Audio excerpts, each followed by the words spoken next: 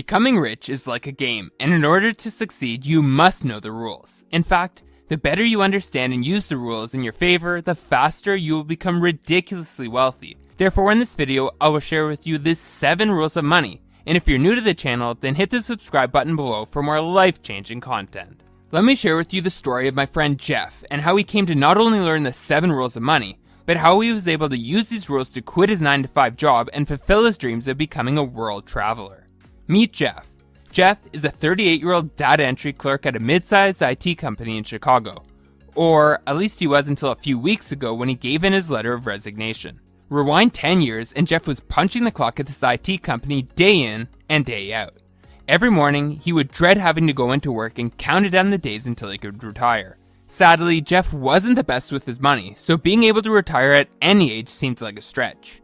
One day, Jeff went into work and was introduced to a new colleague named Steve. Steve was hired on as a consultant computer engineer for the company. Steve was a white-haired, 50-something-year-old man who seemed to always be walking around with a smile on his face. At lunch that day, Jeff walked by Steve, who was sitting alone in the lunchroom. He continued to wonder why the man looked so happy, but left him to eat alone. Every single day that week, Jeff watched as Steve ate his lunch with a huge grin on his face. Finally, he decided to ask Steve what he was so happy about. Jeff sat down and reintroduced himself to Steve and mentioned that he was perplexed as to why he was constantly smiling. Steve chuckled and said that there was a lot to be happy about. Jeff didn't like this simple answer and wanted him to elaborate, so he began to share with Steve how hard it is for him to drag himself into work every day and how boring his job as a data entry clerk can be. Then, Steve began to open up and explain to Jeff that being a computer engineer is his second career that he learned after he retired many years ago. Jeff sat there perplexed, wondering how Steve could have been retired already and have gone back to school to learn computer engineering, so he asked Steve to explain his story. Steve told Jeff that he retired at age 40, took a few years to travel, then completed his degree in computer science. Steve could tell that Jeff was impressed with his story, but he admitted that he was just like Jeff when he was younger. He told Jeff that he used to work as a stockbroker in New York City, and while he made good money, he too hated going into his job at work. Jeff was eagerly listening to Steve's story and asked just how Steve was able to retire so young. Steve then said the phrase that would change Jeff's life forever. "I learned the 7 rules of money." Steve said that normally he didn't share this information with anyone, but since Jeff was the only person to come sit with him at lunch the entire week, that he would be happy to impart this wisdom on him. Jeff accepted, and Steve began with rule number 1. Rule number 1, pay yourself first. Steve explained that many people intend to save, but simply never get around to it. In fact, 1 in 6 respondents to a 2017 survey said they simply hadn't had the time to set up a savings plan. Steve said that even if you have the best intentions, unexpected expenses arise, and without knowing how much you want to save, you will never know how much you can spend. Steve explained that more than 60% of Americans don't employ any form of budgeting, which hamstrings their ability to save. This lack of financial oversight, combined with low wages, is the reason that more than 3/4 of all workers in the US live paycheck to paycheck, leaving little chance for savings. Steve admitted that he too was once one of these lackluster savers until he learned a few simple tricks. The first was the 20-30-50 method. The 20-30-50 method works as follows. Every month, you divide your income into the following way. 50% is designated to living expenses like rent, utilities, and groceries. The next 30% goes towards entertainment costs like going out to eat or seeing a movie.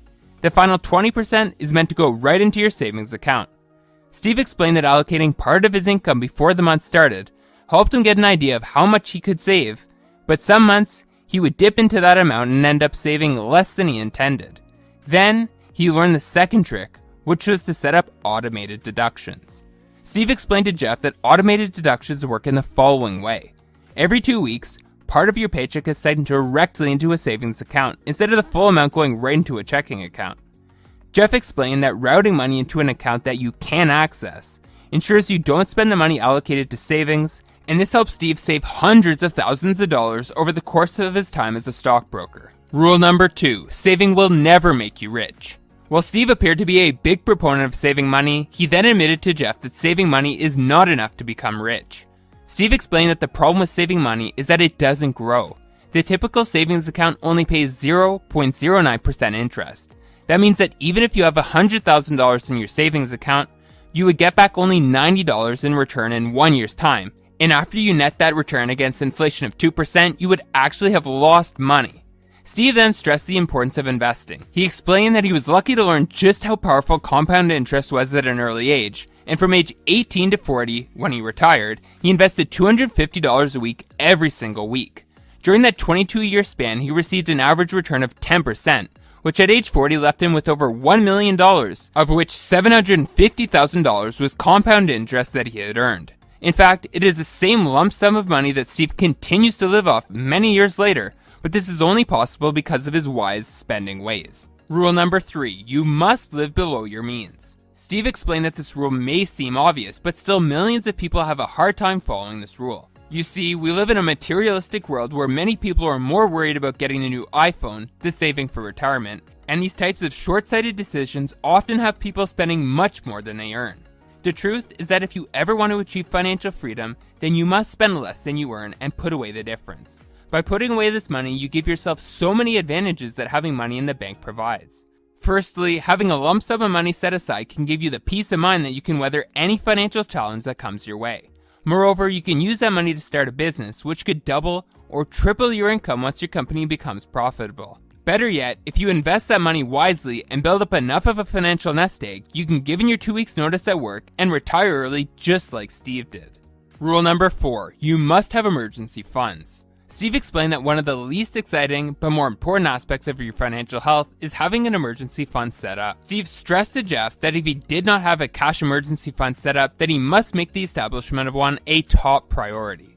While Steve had just explained how leaving money in a savings account wasn't the best way to grow your money, he said that it is perfectly acceptable to keep money on hand in a checkings or savings account. Steve could tell that Jeff wasn't super excited by this money rule, so he decided to stress the importance of an emergency fund. Steve explained that 20 years ago, his wife got very sick and had to be hospitalized for 3 months. Steve didn't know if she'd be able to recover from her illness, so he took off time from work to spend every single day with her in the hospital. He said that luckily she pulled through and made a full recovery, but being able to rely on an emergency fund was critical in her time of need. Therefore, Steve urged Jeff to put a year's worth of living expenses aside in case he had his own personal emergency to attend to. Rule number 5, use debt wisely.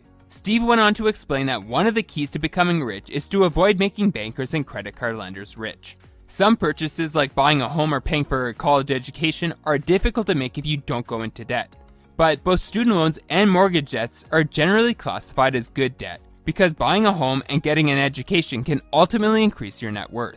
Other assets, Steve explained, don't go up in value, so if you're borrowing to buy them, you take a double hit, interest plus depreciation. Steve explained that while he loved fancy cars, a car is one of the worst depreciating assets that you can go into debt for, as it loses value very quickly, and interest can be very costly. Steve explained that as a rule of thumb, when buying any depreciating asset, including your vehicle, make it your goal to pay cash, and if you can't afford to buy it in cash, then either wait until you can or buy a cheaper car. Rule number 6, the more you learn, the more you earn. Steve explained that his mantra in life is, the more you learn, the more you earn, which is why he actively works on expanding his knowledge every single day. Steve admitted that he wasn't always a voracious learner, but as a computer engineer became a huge fan of Bill Gates during the early years of Microsoft, and came to learn that Bill Gates takes reading vacations just to catch up on books he wants to finish. Moreover, another one of his idols, Warren Buffett, reads for numerous hours a day. At an early age, Steve figured that reading needed to be a part of his daily routine, as it allowed him to learn new ideas, concepts, and open his mind to new possibilities. Jeff wasn't much of a reader, but asked Steve what exactly he should be reading to help him grow his wealth. Steve explained that nonfiction books on social skills, business development, economics, and any other self-development related areas are great places to start. Even staying current on world news can help you make more informed decisions in your day-to-day life. Rule number 7, money won't make you happy. After going through the previous 6 money rules, Jeff exclaimed that he couldn't wait to use these rules to become rich and buy all the things he always dreamt of having. Steve laughed as he knew the truth about money that Jeff had yet to realize. Steve explained to Jeff that money can only buy happiness when it's spent correctly. Steve wanted to drive home this point by first explaining when spending money doesn't make you any happier. Many times, people buy stuff because they think it will make them happy. They just have to have the latest phone or outfit. And yes, spending money is fun and makes us happy. But for how long? More often than not, the novelty of the new item you purchase wears off in a day or two, and you are right back to where you started. So then you have to buy more to achieve that spending high, and the cycle continues. This cycle is what keeps the majority of people broke, and getting caught in this behavior doesn't bring true happiness to their life. So instead, Steve explained you're much better off spending your money on things that will give you longer lasting happiness. For instance, buy your parents their dream car. Then every time you see them driving it, you'll be happy that you were able to help them realize a lifelong dream of theirs. Alternatively, spend money in traveling like I did, Steve exclaimed. Seeing different parts of the world will make you appreciate what you have and will create memories that you can cherish for a lifetime. Therefore, money can buy you happiness, but only when spent correctly. Jeff walked away from that lunch table a changed man. From that point forward, he promised himself that he would use the 7 rules of money to become financially independent and quit his job to fulfill his dream of traveling the world. Well, it didn't happen overnight. A decade later, on a sunny Tuesday morning, Jeff walked into his boss's office, pulled out an envelope, and handed in his 2-week notice, or what he called his ticket to freedom. Thanks for watching. If you want to go from the life you have to the life you deserve, then hit the subscribe button below.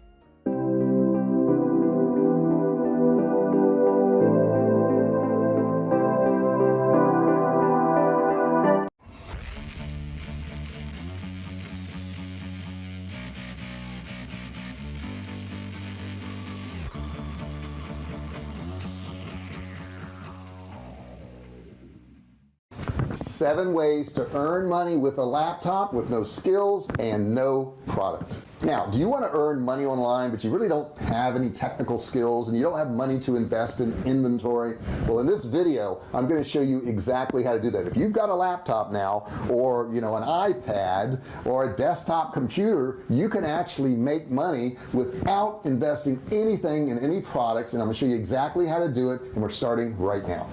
Hey, I'm JR, and if you're new to my channel, don't forget to subscribe, but welcome. And don't forget also turn on notifications. There's a bell right next to that subscribe button. You need to click it and turn on all notifications. When you do that, that's going to make you part of the Fisher family, the VIP, the elite group, who gets notified every single time I do a new video. So you don't have to go searching for it and you won't miss out on anything. Don't forget to do that. I also put together an e-commerce course. I want to give it to you. It's a $97 course, but I want you to get it absolutely free because you watched this video. I'm going to show you how to do that, but down below in the description there's a link to that course. You can just click on it, go over, grab that course, and start learning. So let's get going here. First off, have you tried to make money online? There's a lot of rip-offs out there. There really is. There's a lot of crap out there. Have you tried anything? Have you tried anything that worked or didn't work? I want to know about it. Put it in the comments below. Do you have questions about this subject? I also want to know about that. If you've got a question about this, something I can help you with, put that in the comments below. I'll be happy to help you. Okay, let's jump right into this and figure out how to make money. Now, you can do this anywhere in the world as long as you have an internet connection, which means if you want to travel, you can now travel and make money. So let's get going. I'm going to start off by taking you to a site called Upwork. Now, at Upwork, there's all kinds of level of skills, okay? You don't have to have technical skills necessarily, but I'm going to show you some of the entry-level ways of making money online that you really don't have to have any skills to do, that anybody could just go do it. So let's run on over there right now and check it out. Okay, I'm at Upwork right now, and I'm going to start searching for different types of jobs that we could do. Now, obviously, I told you in the beginning you need a laptop to do this. So the first thing I'm going to tell you to type in here is data entry. And data entry is nothing more than typing in information on your computer, okay? If you can type in information, you can make a living. Now, it's not going to pay as much as developing a website app, obviously. However, if you just want to make some money from home, some simple money, you don't want to have to put a lot of effort or thought into it, you can do it. This person here does data entry, $14 an hour. This person does it for $13 an hour. This one person here is $15 an hour, $16 an hour. So if you notice, most of these are above minimum wage. This one here is $20 an hour. And the more you do, the more ratings you get, the better job you've done, the more you can charge. And I'm scrolling through, and it looks like the rate goes from about $15 to $30 an hour. This person here charges $25 an hour. She's earned $60,000 on here already. So that tells you it can be done. And she tells you right here, I'm a stay-at-home mom looking to help you with your task. I have over 15 years of customer service experience, and I'm very good at multitasking. So all you have to do is put a profile up here in your picture. You don't necessarily even have to put a picture. I think most of these people have, though. And we can put some filters on here. So let's filter this real quick, and we will say $60 an hour and above. Okay, so let's say you wanted to make $60 and above. These people, this is $80 an hour. Okay, she does construction and enterprise project manager, so she's doing a little bit more. Okay, she's not just doing data entry, but you can play around with those filters there and find different levels of stuff you can do. Okay, let's say you don't want to do data entry, but you like to talk on the phone. Okay, you want to get paid to talk on the phone, you can do that. I'm going to type in phone support. Now, what these companies do is they direct their phone lines to you, and you actually answer. Here's a guy at $16 an hour, customer service specialist, $20 an hour, $15 an hour, $10 an hour. Now this here is probably overseas. No, that one's in California actually. Okay, $22.50 an hour, $20 an hour. So you know, $33 an hour. Customer support specialist. Okay, so all they do is answer the phone, talk to the people. You know, you're usually given a script by the company what they want you to say. Next one is, let's say you don't want to type in anything and you don't even want to talk. Watch this. You could do chat support. We'll type in chat support right here, and there you go. These people actually do email and chat support, and it's like a virtual assistant. $16 an hour, $18.50 an hour, $20 an hour right here, and they just do, you know, chat support. That's all they actually do. When those little chat boxes pop open, these are the people that actually type in that information for you. Now the next one you can do, which you know is really cool, is transcription. And what that is people will actually send you a video or an audio file, and you transcribe those words onto paper. So let's check that out where you do that. That is over at rev.com. Okay, we're over at rev.com right now, and you can see that some of the services people will pay $1.25 a minute, $1.25 a minute, $3 to $7 a minute for foreign stuff. Now the higher the level of your transcription and the more accurate you are, the more you can actually charge. So the better you get at it. If I click on services here, you can see how this works. Transcription documents into 35 different languages, 10 cents per word. Let's click on all services here. Rough draft is 25 cents per minute. And rough draft means it's probably not going to even say what the people said on here. But English captions right here is $1.25 a minute. So you know that's a lot of money if you think about it. Now they're going to get a portion of it, obviously, but at $1.25 a minute, you know that's $60 is $1 a minute, and then you get a quarter, so that's what, $75 an hour to actually transcribe stuff for people. That's pretty darn good money. Now, maybe you want to do something else where you help people all day long with a whole bunch of different tasks. Number 5 is going to be a VA, a virtual assistant. So maybe you're going to be making appointments for them. Maybe you're going to be answering emails for them. This is more of a full-time type thing or part-time, but it's paid by the hour. You can be a virtual assistant. There's plenty of places online. You can type in virtual assistant online on Google, and you're going to find plenty of places where you can list your services to do that. So you can stay home. You can stay home with the kids. You can take care of your home. You can earn a living, and you don't have to go out spend money on gas and a car and clothes and lunches out and all that. You can actually work from home. All you need is one of these laptops here. That's it. That's all you need. Now the next thing is, if you're really good at catching mistakes, number 6 is editing and proofreading. You can do that on a lot of these sites. I can tell you, let's go over to Upwork real quick, and I'll show you where you can do that. Okay, I'm at Upwork right now, and we're going to put in editing and see what we get. Okay, here we go. Expert editing and proofreading. $65 an hour this person charges, okay? She's in Moore, Oklahoma, and I'm sure the average wage in Moore, Oklahoma is not $65 an hour. This person here does photography, videography, film editing, $125 an hour in Atlanta, Georgia. $40 an hour here. So these rates are pretty high. When you think of what the national minimum wage is, $10 to $15 an hour depending on where you're at, $45 or $60 an hour is pretty darn good money. And number 7, logo design. Start designing logos for people. You're thinking, I don't know how to design a logo, JR. That's really complicated. No, it's not. There's actual sites you go to that you can use and you can create a logo. So let's go over to Laughing Bird software right now. I'm at Laughing Bird software right now. It's a downloadable program you can get, okay? And there's no subscription to it. You buy it one time. And let's take a look here, and I'm gonna just play this little video they have here.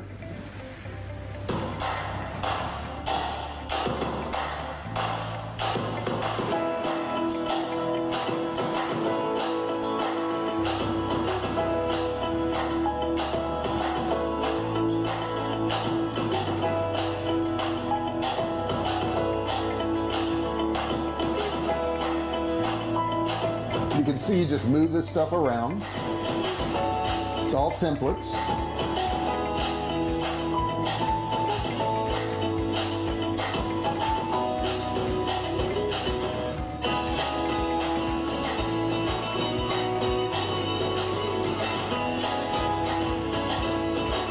So you get the idea. I'm not going to go through the whole video here, but this is all templated, guys, and all you have to do is put the stuff in there. Now, let's see, is there a need for that? Well, let's go over to Upwork again, and I'm going to put logo creation.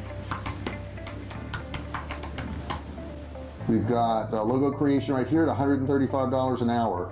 Logo creative marketing, $49, $74 an hour, $50 an hour. Now, how much does it cost for that software? A little bit of an investment. Let's check it out. Start creating now. Grab the creator bundle. There you go. If you just want to do the graphics one, it's $37. There's 40 free templates. If you want to get the bundle that has the greatest show templates and the ad creator for $97, so you can do ads. And you know, for $37 or $97, you're in business. Okay, it's really that easy. So check it out. I'll put a link in the description below, and you can grab this and, you know, start creating logos. Now, have you tried to make any money online so far? Put your comments below. What worked for you? What didn't work for you? Do you have some questions about how to make money online? Put those comments below. I'll be happy to answer them for you. I really appreciate you watching this video. Don't forget, I've got a $97 e-commerce course that's absolutely free. I put a link in the description below. You can grab that. You don't even need a credit card or anything like that. You just click and you learn. Don't forget, if you haven't subscribed, subscribe. And what else? Notifications. You got it. You got to turn on notifications. You want to be part of the Fisher family. You want to be part of the VIP folks that get notified every time I do a new video, so you don't miss a single one. You don't want that to happen to you. I really appreciate you watching this video. I really appreciate your comments below. Give me a thumbs up if you like it, and I'll see you in the next video.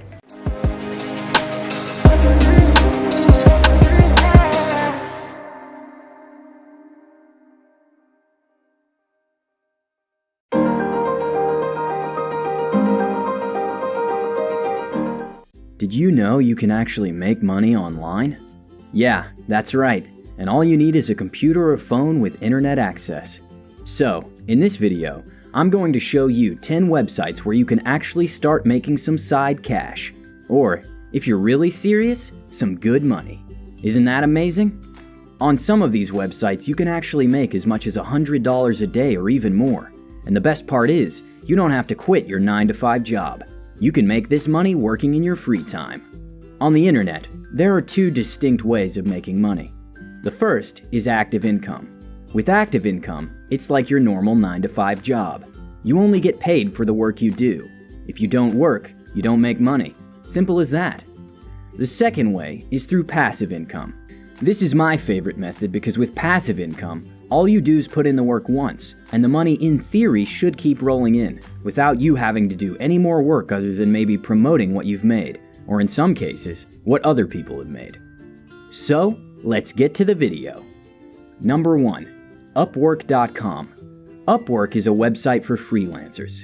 With Upwork, you're making active income. Businesses and individuals post services on Upwork that they would like to outsource, such as article writing, video editing, app development, coding. There are tons of jobs and services being outsourced on Upwork. The beauty of all this is that it has a low barrier for entry. You just have to be good at something. If there's something that you're good at, like graphic design or coding or just about any skill, head on over to Upwork and start making some money. Here's a tip if you're considering working on Upwork. Have a robust profile that looks good. This will drastically increase your likelihood of receiving job offers from potential clients. Displaying your best work or highlighting specific experiences can and will help you stand out. Number 2, YouTube. Not a lot of people know this, but you can actually make money with YouTube. If you're considering getting into YouTube to make money, make sure you understand one thing clearly. Thanks to the new rules, if you're planning on starting a brand new channel from scratch, you first have to reach the YouTube minimum threshold to get monetized, which means you'll need 4,000 watch hours and 1,000 subscribers in the last 12 months. Once you've reached that, you can get monetized. How much can you make on YouTube?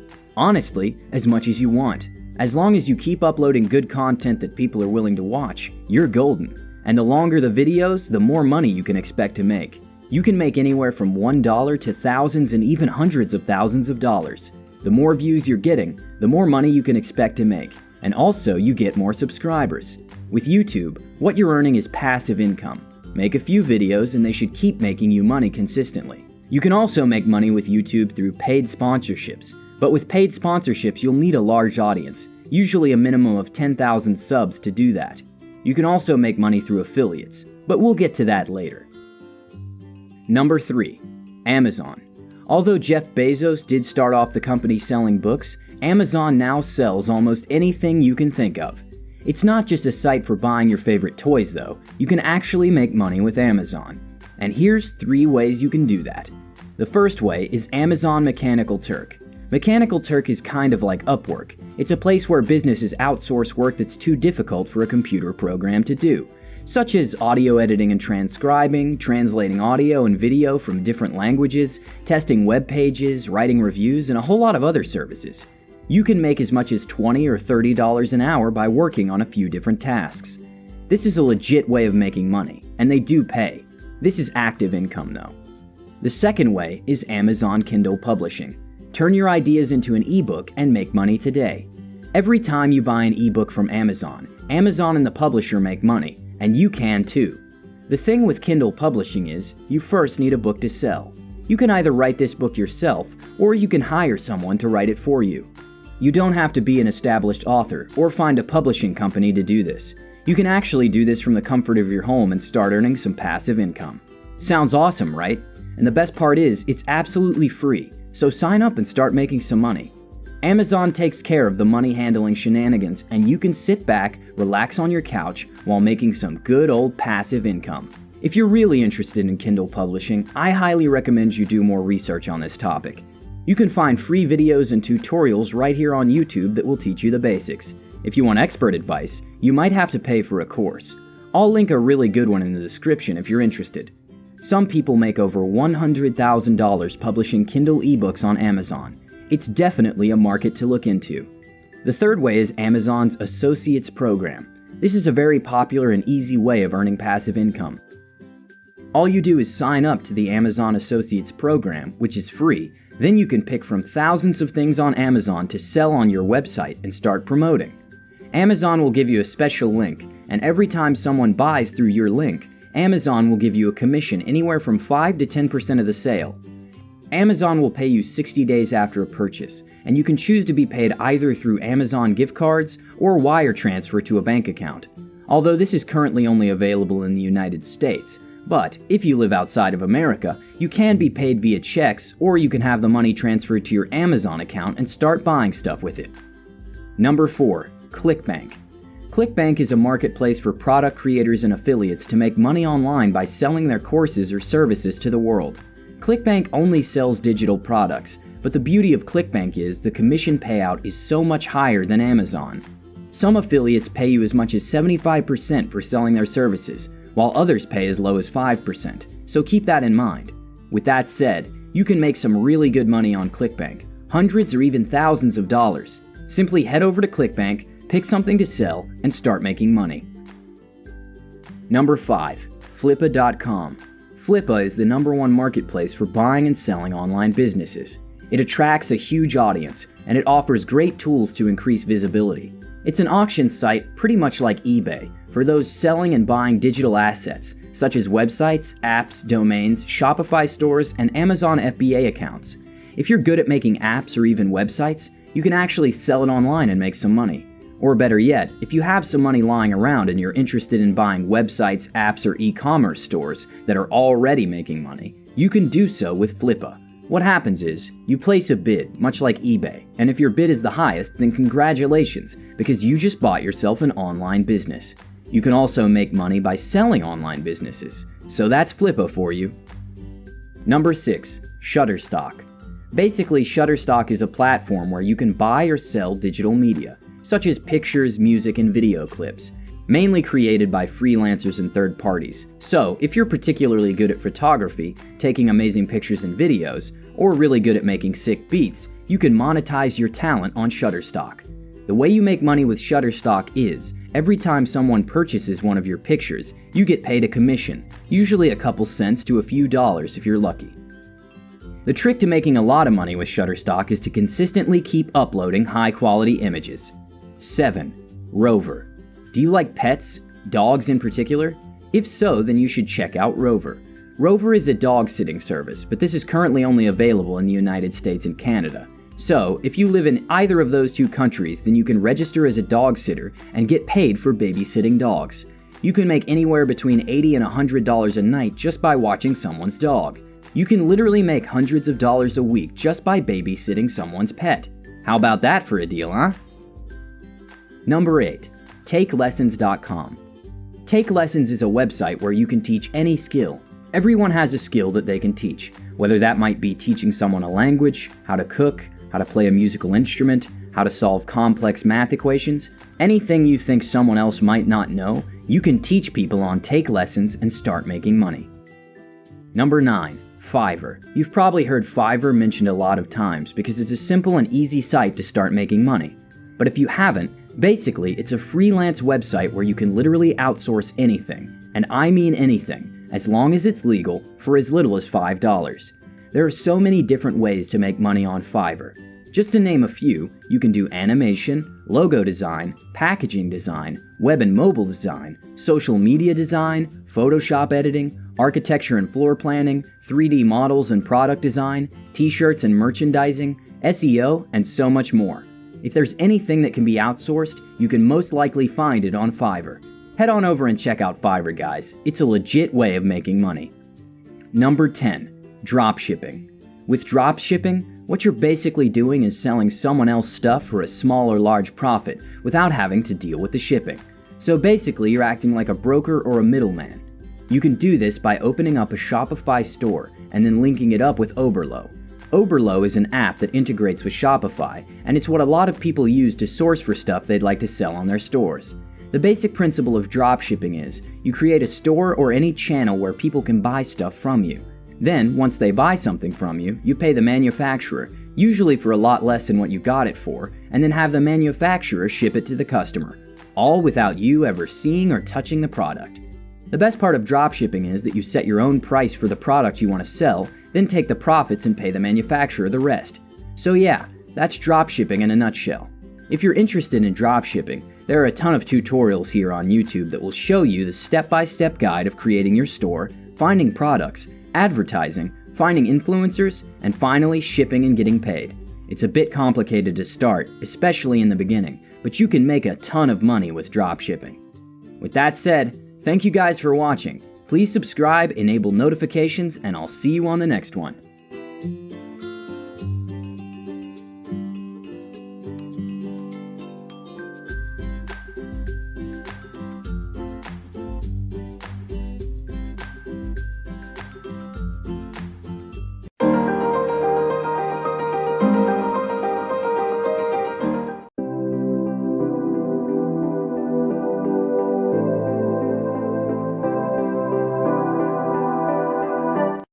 Money is a very delicate issue for many, many people. This issue can be so contentious that instead of managing their money, people will avoid the topic altogether and solely focus on earning and spending it. In short, there are two types of people, those who increase their wealth and those who lose it. And in this video, I will share with you 10 money mistakes you must avoid at all costs. And if you're new to the channel, then hit the subscribe button below for more life-changing content. The truth is that keeping money is a lot harder than making it. It's not uncommon to see people who come into wealth through inheritance, lottery, or other windfalls and lose it in a short amount of time. A good example of someone who earned a ridiculous amount of money but lost it all is the famous boxer Mike Tyson. Despite earning over $300 million in his career, in 2003 he declared bankruptcy and was reported to be in more than $20 million worth of debt. Needless to say, that money mistakes happen, and these mistakes can cripple your finances no matter how much money you make. So let's get into the 10 mistakes that you must avoid. Number 1. Spending on drugs or cigarettes. Doing a drug or two in college may have been fun and seemed harmless in the moment, but the truth is that constant use can have negative effects on both your health and your wallet. If you calculate how much drug and cigarette users spend in a week or a year, you'll see that many of them are hamstringing their ability to reach financial freedom. For example, a pack of cigarettes costs $9.08, and many cigarette smokers smoke a pack a day. This amounts to $63.56 a week, or $3,305.12 a year. The same amount of money could cover the property taxes on your home, or a 2-week vacation, but sadly many drug and cigarette users fall into this habit through curiosity and peer pressure. The end result of this habit is a hefty toll on both your health and your wealth in the long term. As such, try to avoid spending on these items as best you can. Number 2. Spending more than you make. This can be tempting to do, especially as a young adult. It can be tempting to blow your money right out of college when you are making a consistent income for the first time in your life.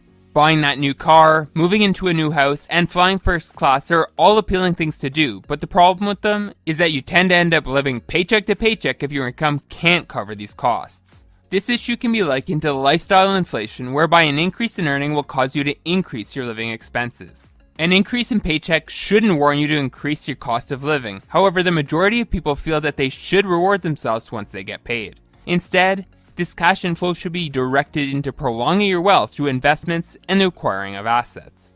Probably the biggest reason that people spend beyond their means is to impress others. They spend because their self-esteem is low, and without these material goods, they feel inadequate in comparison to others. But this is flawed thinking.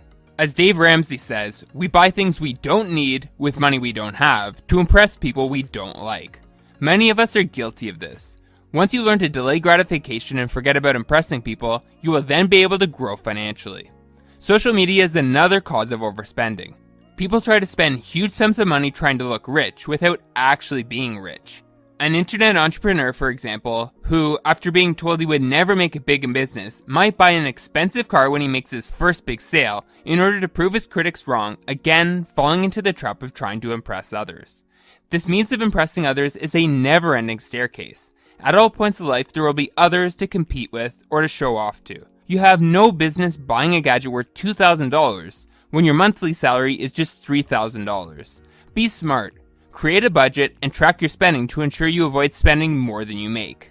Number 3. Not investing wisely. Investments can be really tricky, and many people put their money into things based on tips from friends or a strong conviction that the prices of popular stocks will keep going up. One type of asset that just about everyone seems keen on these days is real estate. Many people think that once they own an investment property that they'll be financially set. They think that every month rent payments will just start rolling in and their income will exponentially increase. Unfortunately, this is not always the case. Sometimes tenants miss payments, appliances break, or the value of your property declines. Like all types of investments, there is risk involved. For the wise investor, the key to making their assets produce a reliable stream of income is to obtain the proper knowledge about a particular market or product before putting their hard-earned money into said venture. In short, make sure to do proper background work on whatever it is you want to get into, and not just because your friends are making money from it or a sales agent told you about the great benefits it has to offer. Number 4. Following get-rich-quick schemes. Get-rich-quick schemes are one of the surest ways of losing your money. As the saying goes, quick money brings quick problems, and following a money scheme is bound to get you in trouble. Get-rich-quick schemes include things like Ponzi schemes, pyramid schemes, and make money overnight offers, and are all set up to make the scheme originator rich by taking your hard-earned money. If you're looking into new business ventures and see opportunities that promise high returns with small risk, then tread with caution. Think of it like this: if it takes 20 years in a career to make $200,000, and a new venture is saying that you can make that amount of money in a year, then if it was legitimate, wouldn't everyone be doing it? In short, when it comes to making money fast, always employ your best judgment before signing on the dotted line. Number 5. Not having an emergency fund. Let's face it, life doesn't always go your way, and sometimes you need cash in order to rectify the situation you're in. For instance, your car could suddenly stop working, you could lose your job, or your washer could break. Unfortunately, just about everything in life costs money, which is why not having an emergency fund set aside is a critical money mistake. Sadly, a 2019 Federal Reserve study found that almost 40% of American adults wouldn't be able to cover a $400 emergency with cash, savings, or a credit card charge that they could pay off quickly. About 27% of those surveyed would need to borrow the money or sell something to come up with the $400, and an additional 12% wouldn't be able to cover it at all. Luckily, you don't have to be one of these people. Saving these funds can be easy. All you have to do is set up a 10% automatic deduction from your pay with your employer that will send a portion of your paycheck into an emergency savings account. But how do you know when you've saved enough? Most financial gurus recommend you accumulate 6 months worth of living expenses, but if you want to be extra cautious, then 1 year's worth is a great goal to set. Number 6. Having just one source of income. For most people, having a sole source of income is a way of life, and this income usually comes in the form of a salary. Unfortunately, jobs aren't as secure as people perceive them to be. In fact, in 2018 alone, US businesses laid off more than 21 million people, meaning that if your job was the only way you made money, then all of a sudden your cash inflow came to a halt. When it comes to income sources, you need to think of yourself as a tree. Do trees grow fruit only from one branch? The simple answer is no. They have different branches producing flowers and fruits. And so should you. You should keep developing and learning new ways to let your income work for you. This is not only wise, but a safe way to help you sleep at night. Number 7. Relying heavily on credit cards. For many people, credit cards can be a convenient tool for making purchases, but for others, they can be a one-way ticket to debt. Although you need credit cards for some business applications, relying on them heavily can ruin you financially. The use of credit cards promotes impulse buying. It gives you the mentality that you can afford anything and everything, all with an easy swipe. In fact, a 2001 MIT study found that shoppers spend up to 100% more when using their credit card to pay instead of cash. So if you find yourself uncontrollably spending on credit, form the habit of paying with cash instead. When you pay by cash, you are physically handing over money, and seeing the depletion in your wallet will make you feel the financial impact of the purchase much more than when you pay on credit. Number 8. Being scared to take financial risks. As the saying goes, no risk, no reward, and in order to make money, you need to take risks. However, the risks you take need to be calculated. For instance, putting your money in an index fund is higher risk than leaving your money in a savings account, but your money will never grow, making the typical 0.09% interest that a savings account yields. Instead, investing in an index fund, for example, which mirrors the movements of the whole stock market, has historically provided returns of 7% annually, which is a calculated risk that, in my opinion, is worth taking. Number 9. Saving rather than investing. When you keep money in the bank, it loses value over time due to inflation. However, when money is invested wisely, it grows. It's that simple. In mistake number 9, I mentioned that being scared to take financial risks is a mistake. The people who are scared to take risks are people who save all their money and leave it to erode over time. The only money you should be leaving in a savings account is money for your living expenses and your cash emergency fund. In short, you have to save to invest, and not save for the sake of saving. Money saved without any actual plan will end up being spent on things that are not worthwhile. For instance, when you leave money in your bank, you will become tempted to spend it on material goods like a new car, new clothes, or entertainment. Instead, you should be getting that money to work for you by investing it. Whether that's in the form of stocks, real estate, REITs, or startups, all these avenues offer a way to make new streams of income, which is much more financially lucrative than letting your money devalue when sitting in the bank. Number 10. Having only one bank account. Having only one bank account is risky for a few reasons. First, having one bank account will make the management of your money really difficult. By working with just one bank account, you have to keep all of your emergency, bill, and college savings in one spot. Then, if you splurge and spend this cash, you may risk not having emergency cash or tuition money readily available when you need it. This is why you should have at least 3 bank accounts. One should be used for emergency funds in case anything goes wrong. Another account can be for your day-to-day bills, and a final account, which I call a play account. Your play account is what money you allocate for entertainment or vacation. And if you want to take things one step further, you should set up an untouchable account. This account can be used as a savings account that paycheck deductions are directed to every single month, so you can automate your savings process and ensure your wealth grows over time. Thanks for watching. If you want to go from the life you have to the life you deserve, then hit the subscribe button now.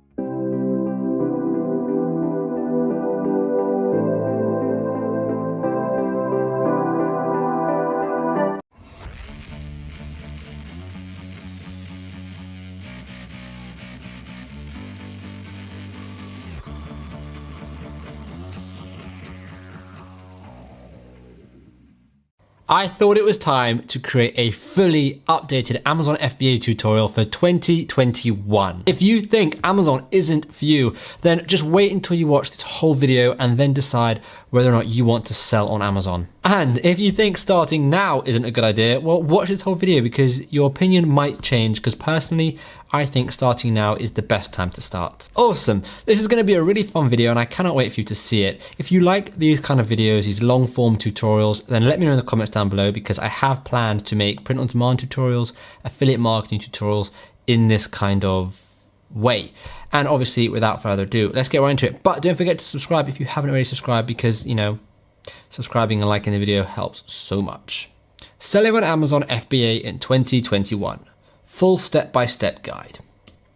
So firstly, who am I? For anyone new here or even not new here, I'm Shimmy Morris and I've been selling on Amazon for about 5 years now. Since 2015 with my brother Josh. We've been teaching how to start an Amazon FBA business for about 3 years. As well as Amazon, I have my YouTube, I have my affiliate marketing, my print on demand, and other random side hustles along the way. I massively enjoy all sports, snowboarding, biking, anything that is sports related, I will absolutely love. But we're done talking about me, let's get right into this tutorial. We have some pretty epic results on Amazon, but more importantly than that, our students have some awesome results too. Most recently, Patrick sent us this screenshot just last week. He's only been selling since July. It's absolutely crazy. And now that I've shown you these results, we're going to talk more about, you know, these results right at the end. But for now, let's just start. What we're covering in today's video, well, we're going to talk about what is Amazon FBA, alternatives, product research, supplier research, listing on Amazon, the costs involved, and getting your first sales. So what is Amazon FBA and why Amazon FBA? We all know that Amazon is the largest retailer in the world. We all shop on Amazon, so it's logical if that's where the world shops, we should start selling on it. That brings us to FBA. FBA simply just means fulfillment by Amazon. And this means you can sell your stuff on Amazon. They will fulfill the orders as if it's coming from them. It's obviously a far more complicated process than that, but that's what this video is for. Once finding a product to sell, you will then source that product from a supplier and send it to Amazon's warehouses. It sounds complicated, but don't worry, that's the easy part. Once it's in Amazon's warehouses, customers can buy it with Prime, and Amazon will package it up and ship it out to them. Let's just talk some Amazon stats here because I love sharing this stuff. I think it's ridiculous. Let's start with this one. There's 150 million Prime members, and on average, Prime members spend $1,000 plus a year. They have 280 billion in net sales. That's just ridiculous. You know, Prime Day is the most profitable day of the year, bigger than Black Friday and Cyber Monday. They make 17 million in sales per hour. And one thing I like, which is my favorite, is that they have a customer service rating, which is the best in the world, 87.4 out of 100. I stand by having good customer service within my businesses, and I like working with companies that also have good customer service, and Amazon really have, you know, the best customer service. As well as that, they have 2.5 billion monthly site visits, 225,000 sellers are making around 100,000 a year, so that's pretty ridiculous. But anyways, enough about Amazon, let's move on to alternatives. There are obviously quite a few alternatives if you don't want to be selling on Amazon. You've got print on demand, affiliate marketing, YouTube, dropshipping, trading, a normal 9-to-5 job. And I'm sure there are many more. So ask yourself, which business do you want to go into? And before you decide, make sure you do all the necessary research into each of those businesses to find out which one suits you best, because Amazon might not be for you. And after you watch this video, you'll be able to decide if Amazon is for you. But, you know, just do all the research on them before you make a decision. So that's hopefully what this video is going to do for you. Let's start with product research. Our aim is to find a product that we can easily private label. So firstly, a private label product means a generic product sold en masse that has any company's logo on it. For example, these two water bottles are identical except for the two different brand names. They're usually manufactured cheaply and sold to many people, each tweaking it slightly to make it unique to their company. Private labeling a product is important because we want to build a brand. A brand means everything now, especially in 2021. And by building a brand, it gives us many more opportunities to make more money in the future, selling to shops, adding lines to the brand, etc. So how do we go about finding that product? Well, there are certain principles we must follow. The demand principle, which means is there enough traffic in Google and in Amazon? The competition principle, which is number of reviews and the quality of the competing listings. Profit potential principle, that's a hard one to say. Profit potential principle, which is the average selling price, and a couple of extras. Is it a want or a need product? And there are obviously a lot more principles, but these are the ones we're going to discuss in this video. Step 1, coming up with a list of ideas. Research method. Well, you can research on Amazon's bestseller search, Amazon's hot releases. You can do the random letter keyword search or the funky language search, which is what I like to call it. And don't worry, I'm going to just explain what all of these are in a little tutorial. Okay, let's go and explore those research methods we said. Amazon bestseller search. Let's start with that. So all we have to do is we have to go to the best sellers over here, this tab. And again, I'm on the .co.uk site, but this can work on any Amazon site. There's really no big deal.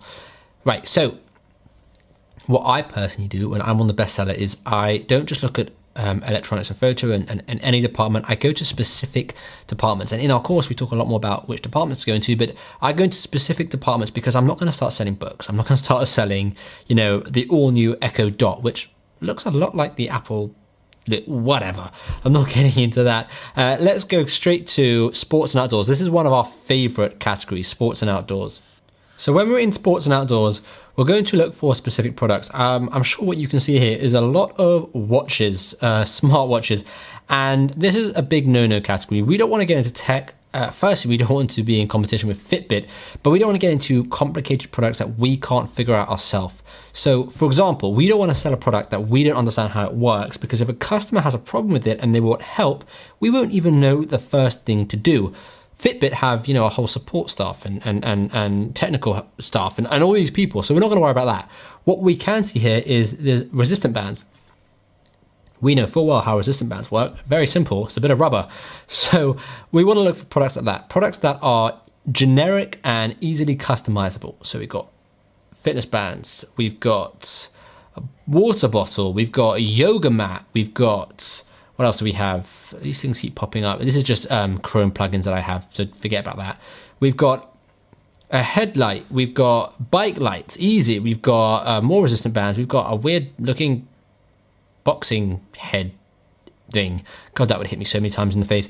We have a hat with a light on it. We've got gloves. So you can see we've got quite a few products in mind here. We've got a water bottle. Now, we're not sticking to any of the principles yet because this is just doing initial product search. We're not worried about the principles at the moment. What we want to aim to do is write a huge list of products and then kind of whittle it down using the principles I spoke about earlier. So that's the first way I would look for a product. The next way I would look for a product is to go back to best sellers and do Amazon hot new releases. This is quite a cool way of just finding new interesting products. So I wonder if 12 more rules. I haven't for the first one yet. I've got to read that.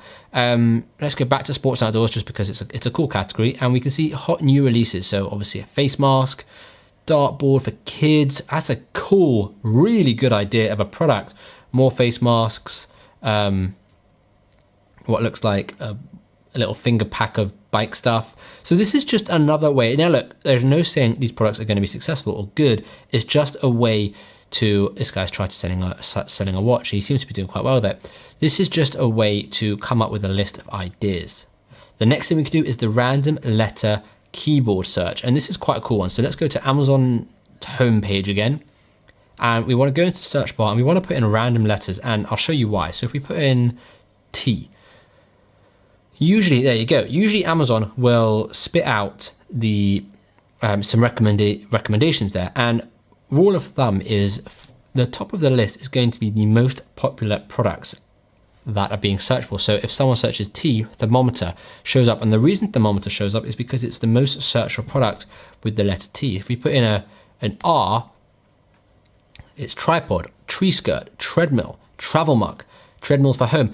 These are very, very popular products, and we know this because we only have to put a T and an R in for Amazon to suggest this product to us. So if we try again with like L, we've got a Lego, LED strips with remote. We can easily sell LED strips. They're very simple, right? So there you go, and that is a great way. And this is actually how we found our product in knee brace. We put in K, right?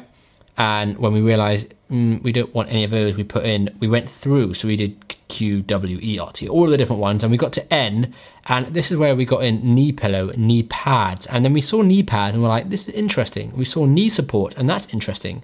So we put in knee, and we got knee supports, knee brace, knee pads for work, knee pillow. We found a lot of different knee support related keywords that we felt we could easily sell, and that all came from the random letter search. Another thing which I've seen a lot of people do, and I've used it a couple of times, is the funky letter language search. And that is basically you put in a minus sign and you put in a whole bunch of funky letters and you click search. And what that does is that just comes up with pretty much all the best sellers. So a lot of it is movies. And to be honest, I don't really like this method. I don't understand why people do it, but you can go all the way through and it basically brings up a lot of the best sellers. And I don't understand why people do it. I've seen it a lot on YouTube. I've used it about once or twice. But of all the 4 methods, my favorite is the random letter keyboard search, and my second favorite is Amazon's best seller search. With those 2 methods to curate a list of products, you will be absolutely fine. You will be able to curate a list of hundreds of products, right, easily. A big spreadsheet of products, and then you can whittle them down using the product research principles. What's next? Now that we have our list of products, it's time to see if these products fit all the principles we were talking about earlier. In order to do that, we can use Amazon to check the reviews, the BSR, the quality of listing, and the average selling price. This is a long and tedious task, which is why I personally use a tool called Zonguru, which gives me all of this data pretty much in seconds. But if you don't want to spend any sort of money on tools, you want to try and save all your money for stock, you can do this manually. We then want to check the traffic in Google with the Google Keyword Planner tool. Now, a quick demonstration of looking for traffic within Google to see, how many keywords getting a particular search. You can just search Google for the Google Keyword Planner tool, and you can go here, Google Ads Keyword Planner. You'll need a Google Ads account to actually access this, and in order to set that up, you might need to create an ad, but you can immediately pause that ad so you don't get charged anything. And then, like I said, this is a free tool, which is just so powerful. This is the whole of Google. Google is basically the internet. Everything is searched through Google, so you can discover new keywords. So let's go back and just pick any of the random products that we like the look of. We're going to go with a bike light. I can't see it here, but I remember we found bike light. So what I want to do is I want to put in bike light, okay? And this will give us get results, and this will give us the number of searches for bike light and similar keywords. This is really, really powerful, because if this is not doing very well, then there's no point. So 10,000 to 100,000. That is actually what I was going to say. You want your main keyword, right? Your main, most important keyword to be between 10 and 100,000. And then you want your secondary keyword to be between 1 and 10,000. And if you can have more than one keyword for between 10 and 100,000, that is literally gold. So let's sort by average monthly searches. What we have here is we've got bike light, which is between 10 and 100,000. Brilliant, spot on. We've got cycle light, 1 to 10,000. Bicycle lights, best bike lights, bike balls, Lesign lights, that's a make. Bike LED lights, Nog lights, or Knog light, I do not know. Bike lights, Amazon, that's huge. Okay, so you can see we've got tons of different keywords for this. So when we're doing all of our whistling down using the principles, bike lights are very small. People need bike lights. They don't want them. If they're going to ride a bike at night, you need a bike light.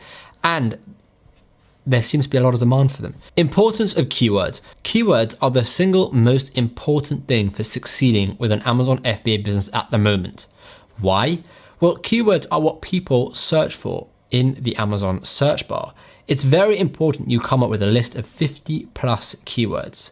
And a keyword is just ways to describe your product.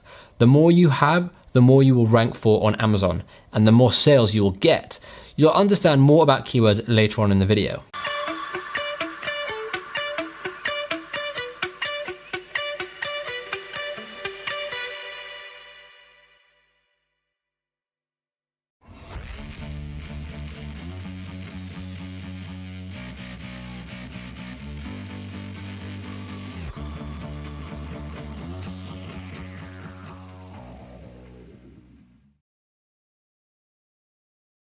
Let's talk about supplier research.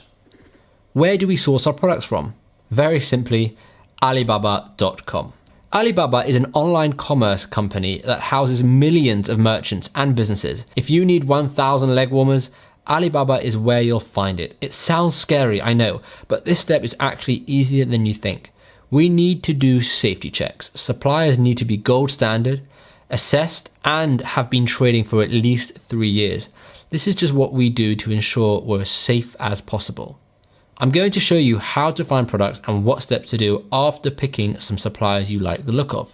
Okay, so we're now on Alibaba, and again, we're going to just go with the theme of bike lights. I know I've made it up for this video and I have absolutely no idea if it will be successful or not. It's just a product I saw and I'm going to just go with it to make this video a lot more easy to follow if I just stick to the same product. So we're on Alibaba and we're going to just search simple bike lights. Okay, really simple. And remember the things we have to stick to. We have to stick to certain things: trade assurance, verified supplier. So let's straight away tick these things. Once we've done that, you can see, well, that is a super cool bike light. It's got a phone mount as well. I've never seen anything like that before in my life. That is really interesting. Anyways, okay, all countries and regions, forget about all of this stuff on the side. Don't overcomplicate this for yourself. Really, you don't have to overcomplicate it. The next thing we wanted to make sure is the supplier was trading for more than 3 years. So you can see over here, it says 13 years, 9 years, 6 years, 4 years, 1 year. Don't want to mess with them. Look, I'm sure they're really good. Don't get me wrong, no hate against a supplier that's been trading for 1 year. I want them to know that they have more to lose if they try and screw me over, basically. Because I have had my fair share of interesting stories with suppliers. So what we want to do is we want to basically just create a list of potential suppliers. So you got 1, 2, you want to open them up into tons of different tabs. Oh, look at this, it's easy. That is a good bike light. Okay, and now bear in mind, you've got to factor in the price, you've got to factor in everything. These are always super cheap. Bear in mind, there is a lot more research to do in terms of you want to make sure that there's profit margin. So you do that on Amazon. There's a lot more going into this than what I'm showing you right now. I'm just kind of showing you the core concepts of going through and creating an Amazon business. And this whole process looks a lot easier, but obviously I want you to realize it is more complicated than this. It is slightly more difficult than this. And I'm going to speak more about that at the end of the video.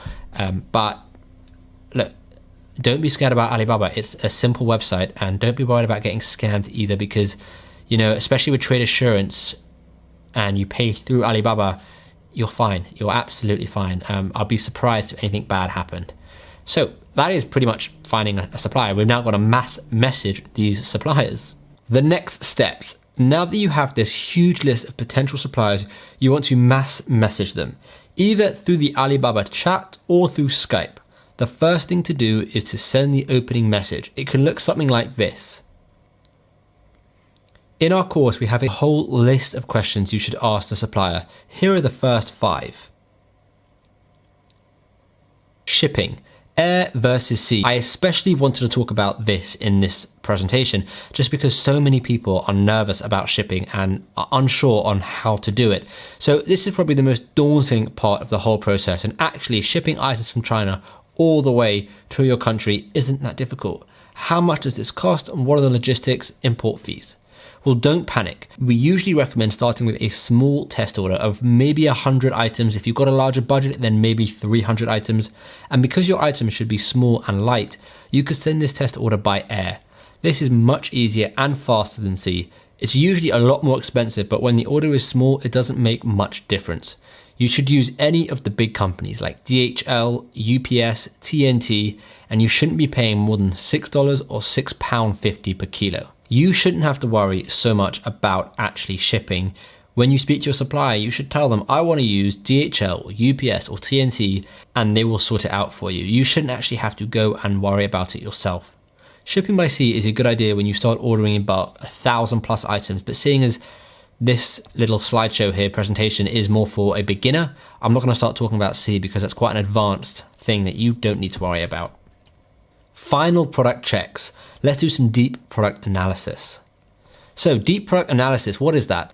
Before deciding concretely on a product to start selling, we need to conduct some deep analysis to see the full potential it has, or lack of. We need to do product review research, the good and the bad.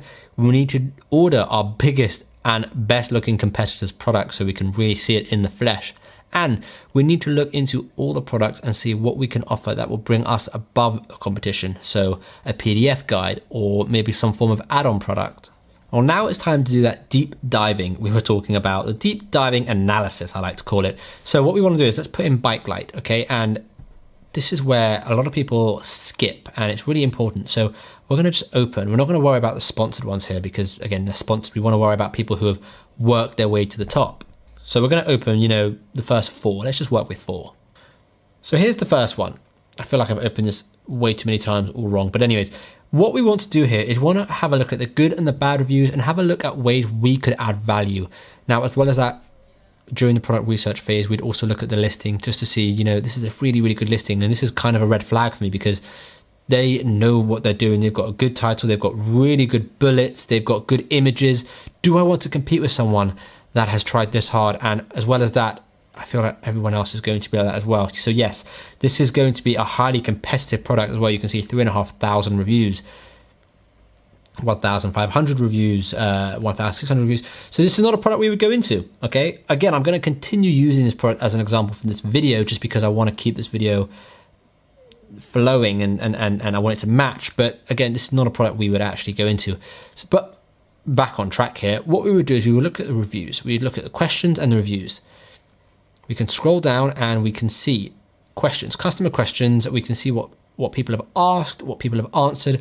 The reason customer questions are cool is because we can see what people are asking that they're not getting in the images and description. So now we know how to curate a really good set of images, a really good description, answering customers' specific questions. As well as that, we want to go to the reviews and we want to go straight to the 1-star reviews and the 5-star reviews. The reason for this is we want to know what the customer is doing right. We want to know what the customer is doing wrong. And that way we can see how we can be better and how we can compete. And lastly, we want to figure out how we can add value. So we can see what this person's got going with their listing, what they're adding on, what their product is, and we want to find out how we can add value. So we could definitely add certain extra things. We can add maybe a bike carrying thing for the water bottle or a bike water bottle. There's so many different things we can add to, or a bike toolkit, right? Just like an extra add-on. Why not? Okay, it won't cost you very much sourcing it. It will allow you to charge a bit more. I mean, they're charging £23 anyway, so their profit margin is going to be huge. But just adding on these little things will make your life so much easier when it comes to competing. So let's talk about the costs involved now.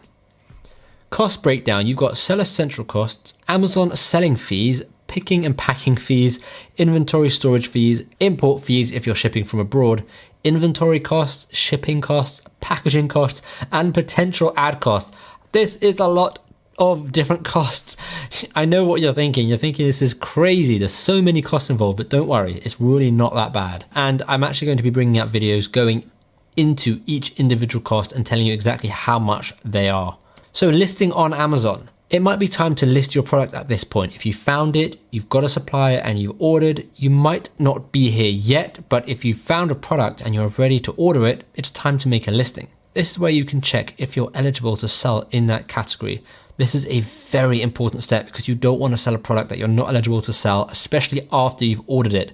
There are so many people I know that have ordered a product and then realized they're not eligible to sell that product. First, we need to create a seller central account in our chosen country, of course, and then we need to create a listing.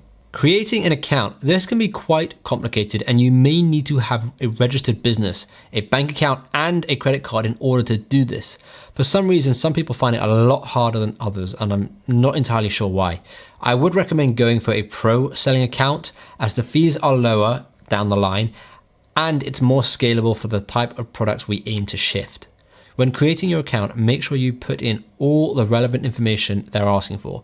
You don't want to get your account closed down the line. That's a huge headache to sort out. So let's quickly create a listing. So signing up for Amazon Seller Central is quite straightforward. You go to literally sellercentral.amazon.co.uk, or if you're in America.com, sign up. It's £25 excluding VAT per month, which may sound like a lot of money, but I mean, hopefully you're making more than £25 a month from this. Don't sign up for Amazon straight away. And this is a little tip. Sign up for Amazon after you've done product research and actually found suppliers. Then sign up for Amazon, and you want to then check you can actually list that product in that category. You want to make sure that you have access to do that. But that product research phase and supply research phase could take you a month or two, and that could potentially be £50 of money saved. And likewise, you can go to sellercentral.amazon.com, and it's $39 a month with selling fees. I feel like it's a bit more in America, which is kind of unfair, but whatever. Once you've signed up, you can create a listing. Let me quickly show you how to do that. So you would want to go into inventory and manage inventory. And by the way, I'm not sure if I'm going to, but if anything's blurred out, it's just because, we don't want to share all of our products. But if it's not blurred out, I clearly didn't care very much. What you want to then go and do is you want to create a new product. So add a product right over here. Okay, just click add a product, and it will take you into this page where you can put the product name in, or you can click I'm adding a product not sold on Amazon. Okay, so let's find your product in Amazon's catalog. So let's search bike light. Click that, and it will show you a whole bunch of different bike lights. Now, you're obviously selling a brand new bike light with your own branding, so you want to click create new listing. However, this is where you will see if you're allowed to sell. So here you can see apply to sell, show limitations, and show variations, show limitations. So let's have a look. Collectible, refurbished, used condition. You are not approved to list this product, and we are not accepting applications at this time. But this is for collectibles, refurbished, and used condition. If we want to create a brand new listing, it should be absolutely fine. And you can see there's a little padlock there. You shouldn't have to worry about that. So let's search a category. Bike lights, okay? Let's search for that.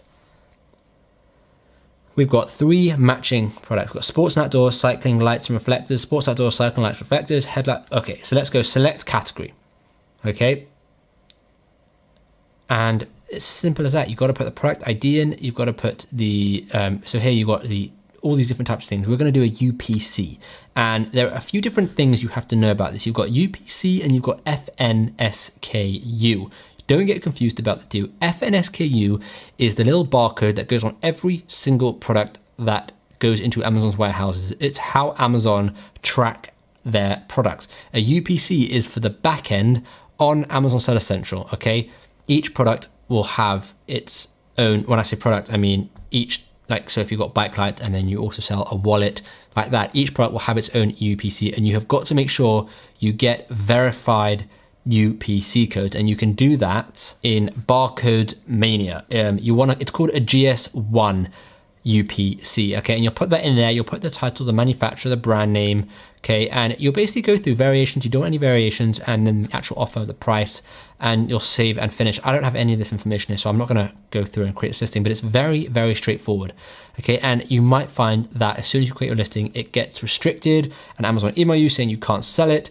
That shouldn't happen with a product like bike lights, and that shouldn't happen with many products, especially if you've gone through and you've seen that there are no limitations and you can sell in this category. There's no little padlock or anything like that. Now, I do want to say just another quick point on the UPC and the FNSKU. This can be quite a complicated topic, and a lot of people get confused by it, which is why we have specific videos in our course. Now, I've clearly dumbed down this product creation section here. There is a lot more to it, and like creating the images, the title, the bullets, all of that kind of stuff, what you should put where. But again, this was more of a basic tutorial into the Amazon FBA world. If it was going to be a super in-depth, crazy training, it would be many hours long, literally many hours. I mean, our course is 15+ hours, so it would be many hours long. And that's not really what this video is for. This video is kind of just to introduce you into Amazon and to kind of show you a bit about it and see if you're interested just slightly in Amazon. And if you are, then maybe give it a go.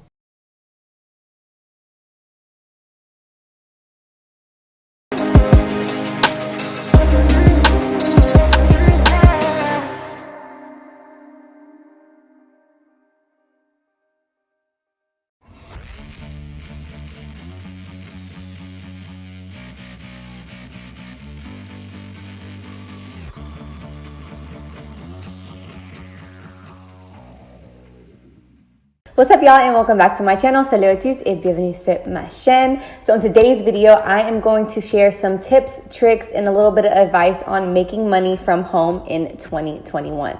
Let's get right into it.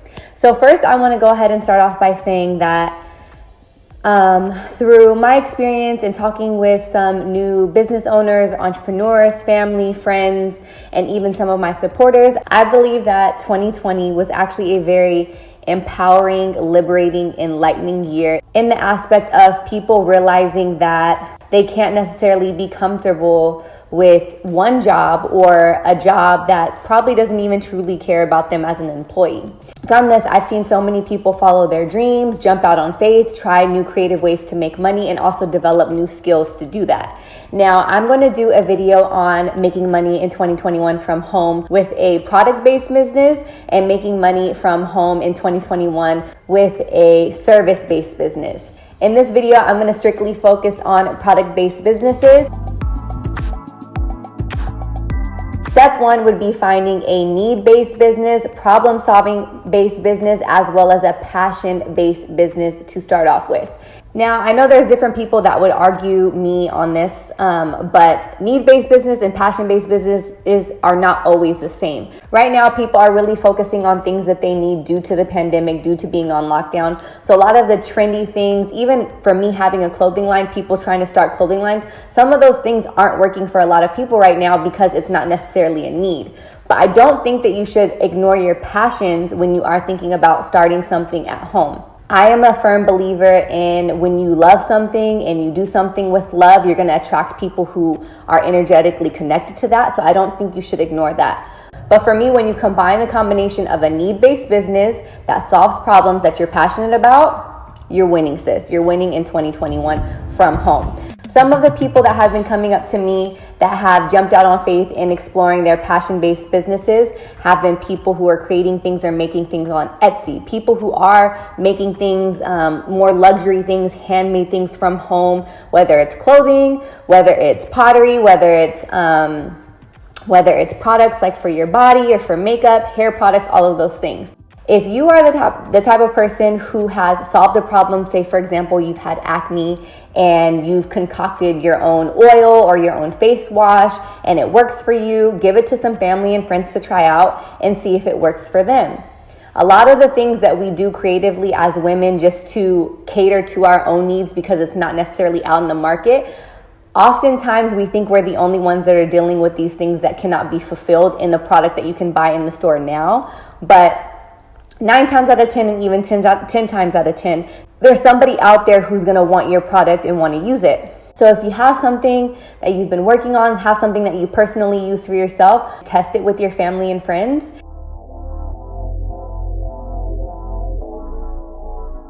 Now, most people would expect the next tip to be something like finding a name or doing the website or doing the marketing or things like that. But that's not my personal tip. Tip number 2 is how do you want it to make somebody feel? There's a difference between having a product and selling a product and it being need and you have no connection to it, and then having a passion. When you have a passion, there's love and intention behind it where you want people to feel a certain way, or when you use your product, it makes you feel a certain way and you want to share that feeling with other people. I've done drop shipping before. I've made lots of money drop shipping before, but personally for me, it wasn't very sustainable because I don't have that entrepreneur mindset where I can disconnect emotions from business. So for me, if I'm not passionate in something that I do, 9 times out of 10, I can do it for a period of time and I can't sustain it. So when it comes to having a product and finding a product, you then want to ask yourself, how does it make me feel and how do I want others to feel? If it's skincare, do you want people to feel like it's natural, light, free, and organic? If it's clothing, do you want people to feel sexy? Do you want people to feel trendy? Do you want them to feel comfy? If it is something like jewelry, do you want people to feel edgy? Do you want people to feel regal? Do you want people to feel like, how do you want to feel? Usually when you write this down and you make your own color board or your own mood board, and you have different ideas, you're going through Pinterest, you're going through different people's branding, and you can kind of see that certain brands make you feel a certain way. Usually from this will come either a name, color, marketing, or branding strategy. Genuinely write down on a piece of paper, how do I want my product to make people feel? For example, if it's clothing, you might want people to feel empowered, sexy, edgy, versatile. You're just gonna throw out different adjectives. With those adjectives can spew out different ideas as far as a name. Usually when you get out of your head and trying to figure out for the perfect name and you ask yourself, how do you want it to make people feel? Different adjectives are gonna spark different ideas that are gonna allow you to come up with name, color concepts, branding, packaging, and all of that. The next phase would be marketing, branding, and everything under that umbrella. And through answering the previous question and how do you want it to make you feel, 9 times out of 10, through finding inspo, through the adjectives that you've used, you can actually pull colors from it. So if it's skincare and you're going towards something that's a little bit more natural, you might think of colors like browns, nudes, creams, peaches, colors like that, because skin tone, skin colors, it's very natural, it feels rich, it feels light, it feels luxurious, but it's also very trendy, very appealing to the eye, and it resonates with the skincare brand. Scroll through some of your favorite brands' Instagram feeds and see what they do as far as their marketing or advertising. You can see that some brands use a mix of products as well as people. Depending on what you're selling, you can see that some people do flat lays, some people do unboxings. Really get creative with the ways that you want to use content. And also right now more than ever, a lot of things that are working on social media for brands and for product-based businesses are videos. Why? Because videos can't really be manipulated like pictures can. People can see and almost feel like they can touch the fabric of the clothes or see the texture of the face cream. Or look at somebody's feed that you like, and I wouldn't say to copy it because it's never going to be authentic if you copy it verbatim, but see what they've done and put your own little twist on it and use your own branding and your own voice, and you can literally mimic somebody's feed and make it your own. If you guys are feeling like you don't have a space to create a feed yourself, or you don't have the money to pay for a photographer or things like that, please check out my video linked here where I created an entire feed content for one of my supporters with her brand Bombshell Lashes, and I just went and bought some props from downtown LA, and I created flat lays, I created little scenes to create content, and I was able to do like 2 weeks worth of content within probably like 2 hours after I had already purchased the stuff in just one small corner in my office in my home. So at this point, you have figured out what your need-based, problem-solving, or passion-based business is. You have asked yourself, how do you want it to make you feel? How do you want others to feel? You have come up with colors. You have come up with a feed. You have come up with concepts. And now it is time to launch. Now, my biggest tip for myself that I've learned the hard way is you cannot do everything. But I understand that when you are jumping out on faith and you're doing something all by yourself, you have to do everything in the beginning until you can pay people. If you have family and friends that are willing to help you, then that's great, but that's not the case for everyone. When you're launching, there's different apps that you guys can use to basically curate your feed before you start it. Like Planoly or Unum or Later. I've done a video on Later as well, where you can basically schedule out the feed in the order. You can kind of lay it out how you want to. You can see which order looks aesthetically pleasing, and you can also schedule your posts. In my experience, when you launch, there's never a right time to launch. There's not a right way to launch. You just actually have to do it, especially if you don't have any business background and you're starting out with no followers, you don't know what to do. You don't want to spend so much time on planning, because when you launch and you don't get that first sale, it's going to be much more disappointing if you've planned this out for 4 months and you launch and you get no sales on day one. Literally be willing to learn as you go and create a feed that looks presentable, that looks like luxury, that looks like time, effort, and intention, and reach out to people and try to send them packages in exchange for posts. For me, the number one thing when people hit me in my inbox and they ask me like, hey, can I send you a product? First thing is no private pages. Don't send a message like that from a private page, because why am I going to trust you with my address, my face, or my body, depending on what the product is, if your page isn't even private? 2, would you buy from this page if you weren't the one running it? Does it look professional? Does it look clean? Sometimes even the comments and the likes don't even matter. If you look like you have your stuff together and you're just starting out and you're jumping out on faith and you're being consistent, 9 times out of 10, an influencer or even a customer is going to say like, oh, this is a new business. If you're a Black-owned business, a woman-based business, a mom at home, like put that in your bio. People resonate with stuff like that. And more than ever, people are willing to be supportive to support smaller businesses as well. If you jumping out on faith is something that's going to be very difficult for you and you have bad habits that don't necessarily pertain to your goals, one habit to implement is listening and consuming things that are going to feed your soul, feed your drive to start a business of your own. And as you guys know, you are no stranger to Audible on this channel. Audible has been a long-time partner, and it's a long-time partner for a reason. I personally like to practice what I preach and listen to audiobooks straight in the morning, right when I wake up, in the car, around the house while I'm cleaning, cooking. They even have a Audible Plus catalog where they have guided meditations, fitness programs, and all of that. Audible was a game changer for me, specifically in the beginning, because when it came to starting a business or having ideas, it was really hard for certain people in my environment to resonate with me. I didn't know, in my opinion, I didn't have a proper mindset. I didn't have a business mindset at all. I didn't know what I was doing. I thought that the stress of newness was too much sometimes, which could have made me want to quit. Just a lot of things that happen naturally when you are going out, when you are doing something different than what you're used to seeing in your family or friend environment.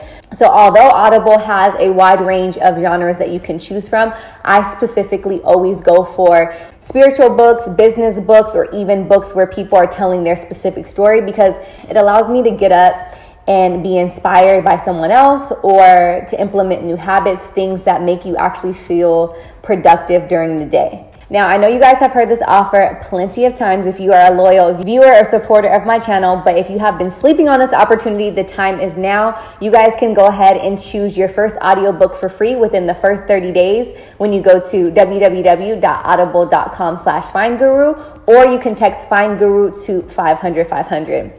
And after you launch, I would definitely say that the best thing is to leverage through Facebook ads, Facebook marketing. And by Facebook, that doesn't mean necessarily advertising on Facebook. I've done a whole video on how I leverage my brand doing Facebook ads, and I will go ahead and link that down below. But Facebook ads are incredible because when you have a website through Shopify, Shopify has something called a Facebook pixel, and Facebook pixels are like a social security number for your business. It literally stores everything on record of what your website has done, how many sales it has done, how many add to carts, how many people have visited certain products, and all of that. It shows you all the type of data, who's done it, what age, where they're from, all of that. Instagram is the feds, and I think we all know that by now. But as far as business owners, it has been extremely beneficial because it allows you to leverage and target a specific audience that buys your products. So for example, I can look at my Facebook pixel backend and say, wow, a lot of people from Miami right now are shopping on my clothing website. Maybe it's because it's warm in Miami and people are buying these type of clothes because they want it. Or, hey, right now it's super cozy on the East Coast and people are buying more loungewear. Let me target this ad with this outfit to the East Coast, but let me target this ad and this product to Miami. And you can leverage it to people who are in between the ages of whatever the age bracket is, and you can sell ads to people in those areas with one product while you're selling ads with a product for people in another. I hope that makes sense, but it definitely is something that is not a magic trick. You definitely need data on your Facebook pixel for it to work best for you.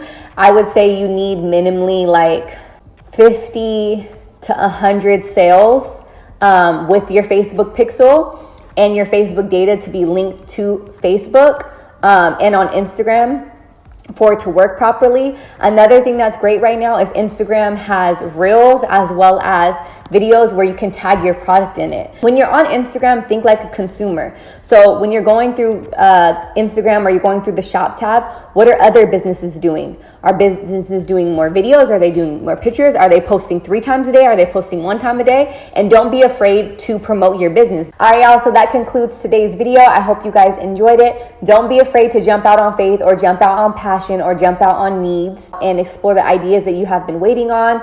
2020 is just a preview of what's to come as far as us obtaining new skills and new ways to not only be happy and be fulfilled, but also to provide for ourselves, provide for our family, and be in a comfortable environment while you're at home.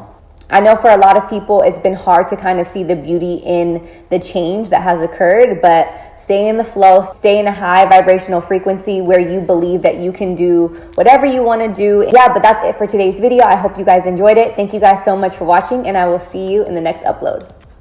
Peace.